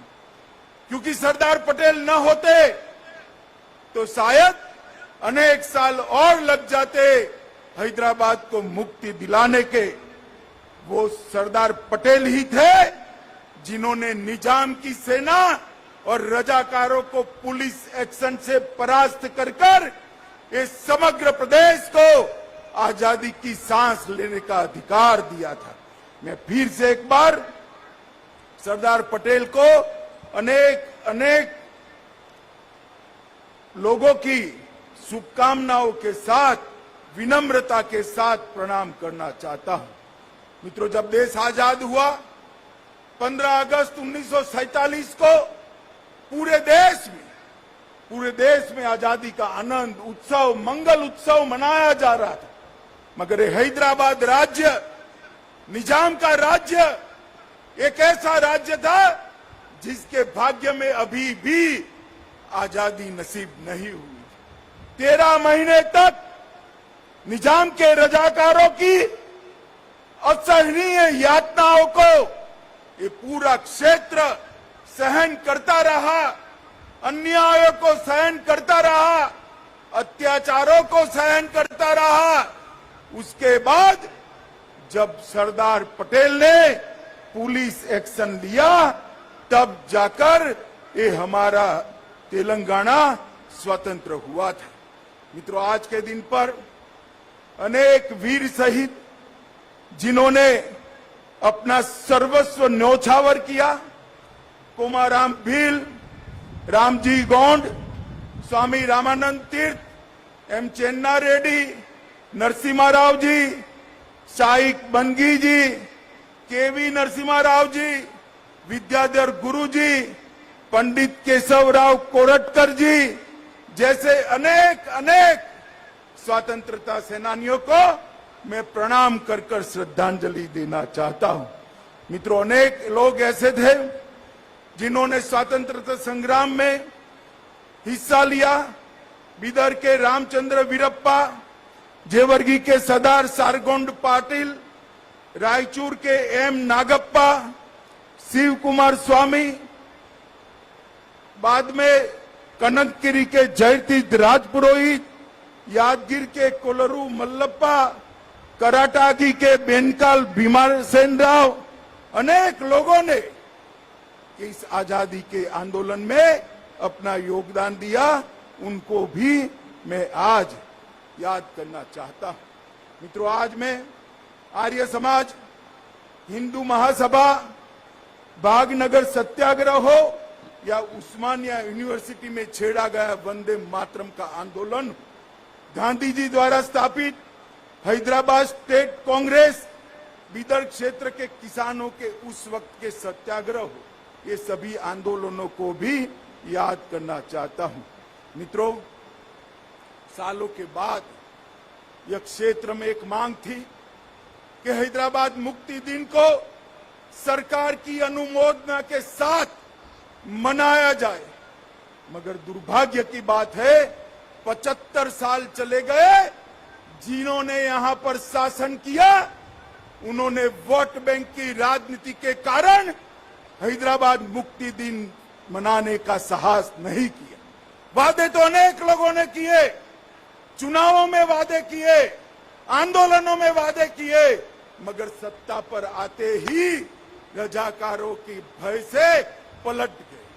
आज मैं भारत सरकार के प्रधानमंत्री नरेंद्र मोदी जी को लाख लाख बधाई देना चाहता हूं, जिन्होंने निर्णय किया कि हैदराबाद मुक्ति दिन को मनाया जाएगा।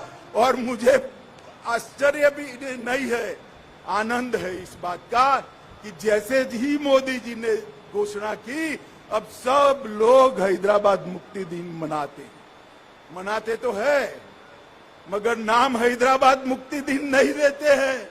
अभी भी जहन में डर है। मैं कहना चाहता हूं उन लोगों को, अपने दिल से वो डर उखाड़ कर फेंक दो। अब रजाकार इस देश का निर्णय नहीं कर सकते। इस देश को आजादी मिले 75 साल हो गए। मित्रों, आज मैं फिर से एक बार मोदी जी को बहुत बहुत बधाई देना चाहता हूं, क्योंकि कर्नाटक, महाराष्ट्र और मेरे प्रिय तेलंगाना के सभी जनता की मन की भावना को समझते हुए इन्होंने ये हैदराबाद मुक्ति दिन मनाने का निर्णय किया। मित्रों, आज हैदराबाद मुक्ति दिन मनाने का उद्देश्य बड़ा स्पष्ट है।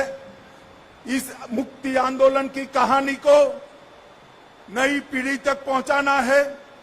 मुक्ति संग्राम के नामी अनामी अनेक योद्धाओं को, शहीदों को जनमानस में पुनर्जीवित कर नई पीढ़ी को देशभक्ति की लौ जगानी है।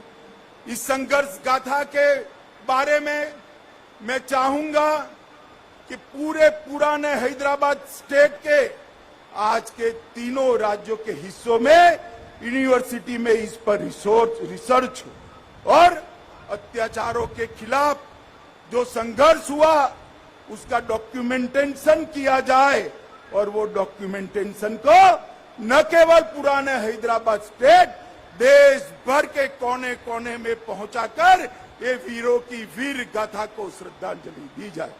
हमारी नई पीढ़ी में देशभक्ति की भावना इससे पुनर्जीवित होगी और जिन्होंने भी देश के लिए सब कुछ न्यौछावर किया है वो उनके सम्मान के अधिकारी है, उनको अधिकार मिलेगा।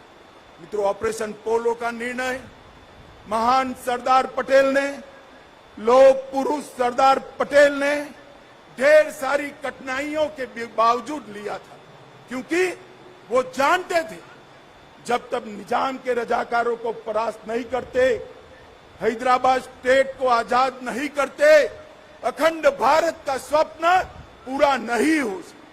भारत के मध्य में ही इतना बड़ा हिस्सा अगर अपने आप को स्वतंत्र मानकर अत्याचारी शासन करता है तो महात्मा गांधी का स्वतंत्र भारत का स्वप्न कभी पूरा नहीं हो सकता। के.एम. मुंशी और सरदार पटेल, ये दोनों ने, मुंशी जी ने एजेंट जनरल ए नाटे रिपोर्ट ली और माउंटबेटन के थर्ड डोमिनियन की परिकल्पना को विच्छेद करते हुए सरदार पटेल ने यहां पुलिस एक्शन लिया और हमारा ये हिस्सा आजाद हुआ।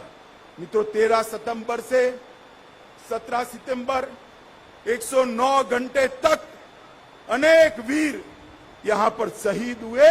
मैं अभी अभी उन वीरों के शहीद स्मारक को श्रद्धांजलि देकर यहां आया हूं। मित्रों, रजाकारों ने अपना डर खड़ा करने के लिए ढेर सारे नए नए कानून लगाए, चाहे विधायी का अधिकार हो, निजाम की निजी संपत्ति को निजी घोषित करना हो, सार्वजनिक कार्यक्रमों पर पाबंदी लगानी हो, हिंदुओं को मपूसा और गैर मपूसा के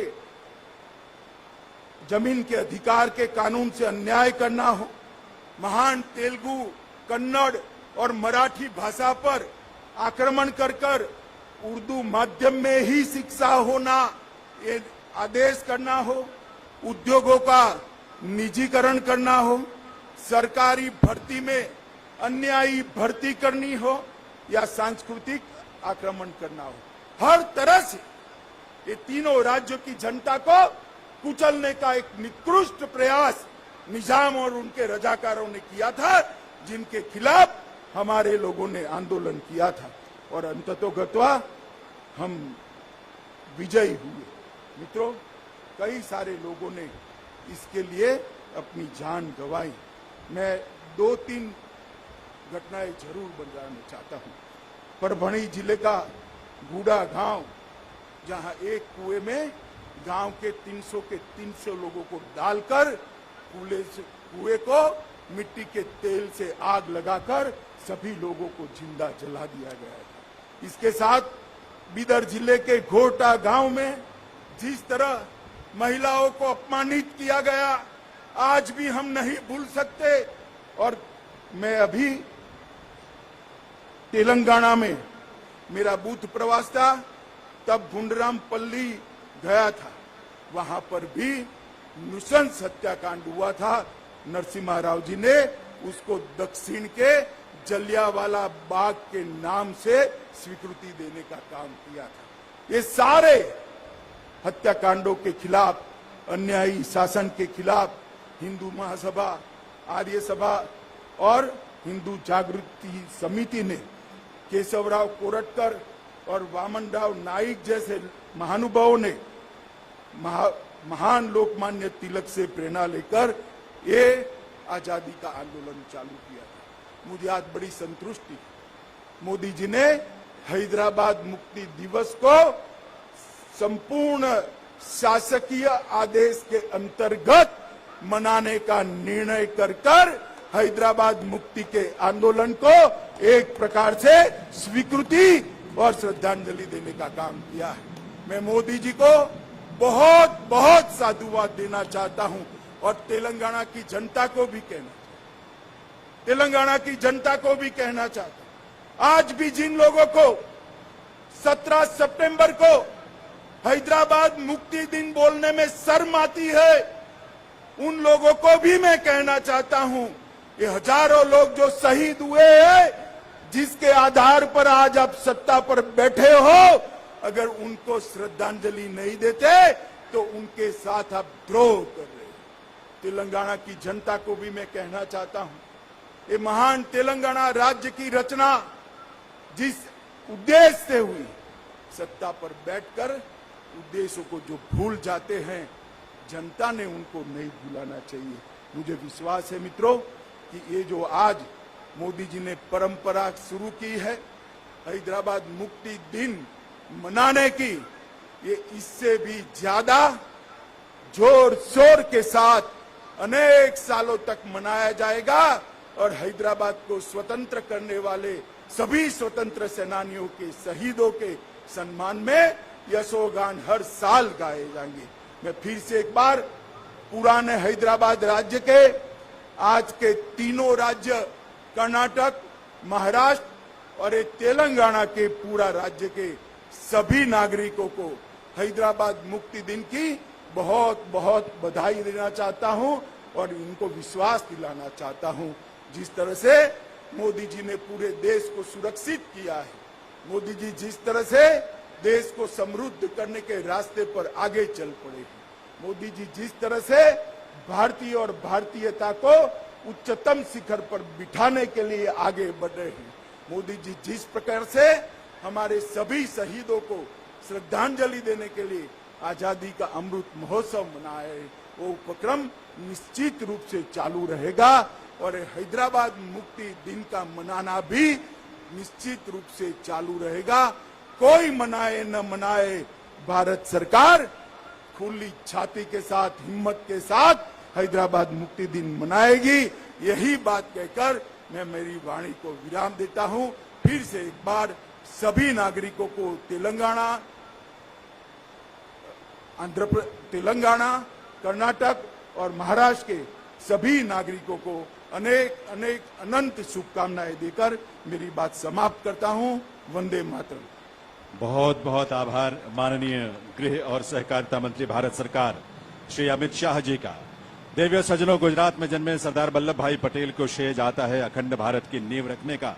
आज वर्तमान में गुजरात की धरती पर ही जन्म लेने वाले देश के गृह और सहकारिता मंत्री श्री अमित शाह सरदार पटेल के संकल्पों को और मजबूती प्रदान कर रहे हैं अपने चिंतन से, अपने विजन से और अपने एक्शन से। एक बार करतल ध्वनि के साथ आइए हम आभार व्यक्त करें माननीय श्री अमित शाह जी का। धन्यवाद महोदय। और अब परेड द्वारा जय घोष किया जाएगा।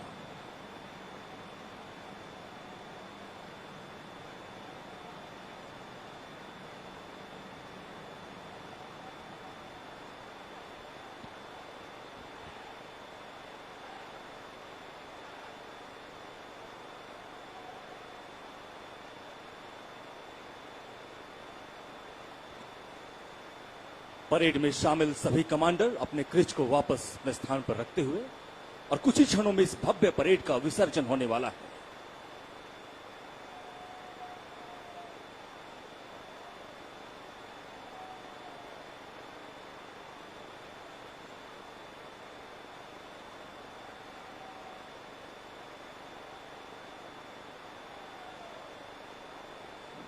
इसी के साथ परेड में शामिल टुकड़ियां अपने निर्धारित स्थान की ओर प्रस्थान करने के लिए निरीक्षण लाइन पर कदम ताल करती हुई हैदराबाद मुक्ति संग्राम दिवस परेड आज सिकंदराबाद के इस ऐतिहासिक परेड मैदान में संपन्न हुआ।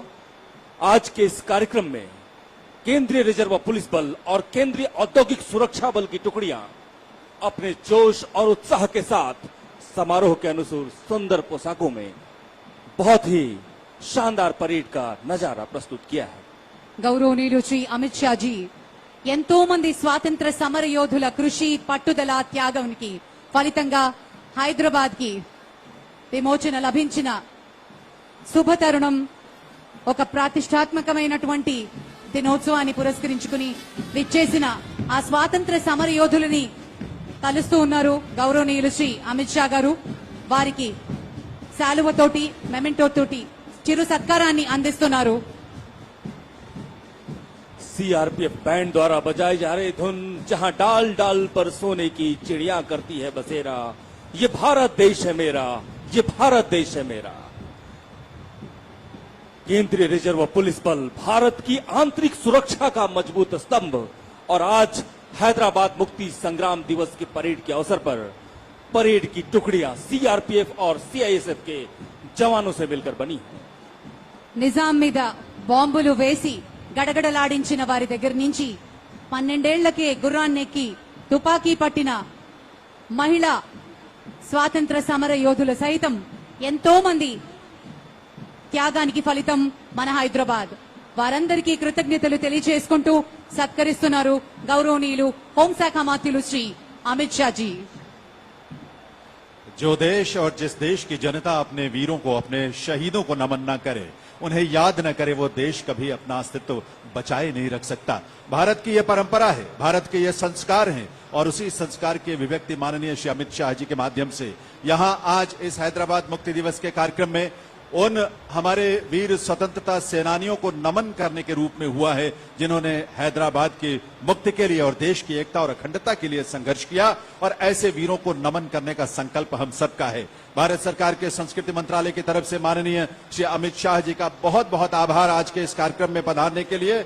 माननीय श्री जी किशन रेड्डी जी का आभार उनके नेतृत्व और मार्गदर्शन के लिए। श्री एकनाथ शिंदे जी जो कि माननीय मुख्यमंत्री हैं महाराष्ट्र सरकार के, उनका शुभागमन इस अवसर पर हुआ, उनका बहुत बहुत आभार। और श्री रामोलू जी कर्नाटक सरकार के माननीय परिवहन और अनुसूचित जनजाति कल्याण मंत्री, उनका आगमन इस अवसर पर हुआ, उनका भी बहुत बहुत आभार। देवी सज्जनों, यहाँ उपस्थित हमारे इस हैदराबाद के गणमान्य अतिथियों का, विभूतियों का, स्वतंत्रता सेनानियों का, हमारे उन युवाओं का जो बड़ी संख्या में इस कार्यक्रम में शामिल हुए, और इसके साथ साथ हमारे सुरक्षा बलों के जो भी प्रतिनिधि और सदस्य यहाँ शामिल हुए, और हमारे दक्षिण क्षेत्र सांस्कृतिक केंद्र के माध्यम से लोक कलाकारों और जनजातीय कलाकारों की प्रस्तुति की अद्भुत छटा जो हमने देखी है, उन सब का हम आभार व्यक्त करना चाहते हैं। संस्कृति मंत्रालय भारत सरकार के सीसीआरटी यानी centre for cultural research and training ने आज हैदराबाद मुक्ति दिवस के अवसर पर यहाँ शहर में प्रभात फेरी का आयोजन तो किया ही, इसमें यहाँ के केंद्रीय विद्यालयों के लगभग 1000 विद्यार्थी शामिल हुए, और ये विद्यार्थी यहाँ इस कार्यक्रम में भी उपस्थित हुए। और इसके अलावा 75 अन्य विद्यार्थी जो सरदार वल्लभ भाई पटेल की वेशभूषा और उनके मुखौटे के साथ यहाँ पर उपस्थित हुए, उन्होंने भी इस कार्यक्रम में एक रंग जोड़ा है। यहाँ उपस्थित, यहाँ पधारे सभी मीडिया के प्रतिनिधियों का, संचार माध्यमों के प्रतिनिधियों का, और जिला प्रशासन और सभी उनका जिन्होंने इस कार्यक्रम को सफल बनाने में अपना सहयोग दिया है, आप सभी का आभार, आप सभी का अभिनंदन, आप सभी का वंदन, और आप सभी के लिए बहुत सारी मंगल कामनाएं। ఇంత అద్భుతమైన కార్యక్రమం హైదరాబాద్ విమోచన దినోత్సవాన్ని ఘనంగా జరుపుకున్నాం। విచ్చేసిన ప్రత్యేక అతిథులు, గౌరవ అతిథులు, పాత్రికేయ మిత్రులు, స్వాతంత్ర సమరయోధులు ప్రతి ఒక్కళ్ళకి, పెద్దలకి, చిన్నలకి కృతజ్ఞతలు తెలియజేసుకుంటున్నాం सांस्कृतिक शाखा भारत प्रभुत्व तरफ నుంచి। जय हिंद। इसी के साथ मैं राकेश रमन, अपने सहयोगी उद्घोषक श्री जैनेन्द्र जी, श्रीमती आरजे भार्गवी, श्रीमती अपर्णा और श्री नीरज और निरुपा माझी के साथ आज के इस कार्यक्रम में आपकी उपस्थिति के लिए धन्यवाद करता हूं। जय हिंद, जय भारत, जय सीआरपीएफ।